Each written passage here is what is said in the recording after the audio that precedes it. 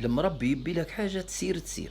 شوفوا الحاج هذا اللي قعد في المطار والطيارة طارت، ولما قالوا له خلاص روح قال لهم لا لا أنا ناوي الحج وربك حيعطيني عقصاد نيتي. شوفوا الحاج، لازم تديروا تعليق على الكلام هذا وتديروا لايك على الحاج هذا وتدعوا له. حج عامر المهدي منصور، حجاج عن منطقة جنوبية، وقالوا لنا موعد الطائرة الساعة 12. توكلت للمطار زي الحجاج، وقال النية ماشي بيت الله إن شاء الله. أول ما جيت المطار ولا الوفود الحجاج تجي المطار ويستقبلوا فيهم استقبال تبارك الله، اللهم صل على النبي. خلاص جيت في الأخير في المطار محسوب آخر مجموعة، وإن جيت خليت زواجي قال لي عندك مشكلة أمنية في الزواج لكن بسيطة تنحلها لك. الحجاج الآخرين كملوا لهم إجراءاتهم وركبوا في الطائرة. الكابتن قال بنطلع ما بنستنى، خلاص سكر باب الطائرة وطلع. جاني بتاع المدير امن المطار قال لي لو ان شاء الله غارب ان شاء الله ما يقاسمت لي. قلت له ان شاء الله الطائره ما تطير توجي في ماشي بيت الله ناوي النيه. خلاص ردوا قال الطائره عطل. كلموا الكابتن افتح السلوم بتاع الطائره خلي السلوم يجي يرفع الحاج اللي قاعد. قال ماني فاتح الطائره محركها والع. وجاي نفسه مدير الامن قال لي ما تكدر بالك ربك ما يقاسمت لي. قلت له والله مناديه ماني مروح المطار. طارت مرتين ما ردت من جديد. الكابتن قال لهم والله ماني راكب كان ما جبتوا لي عامر. تو احنا في بيت الله.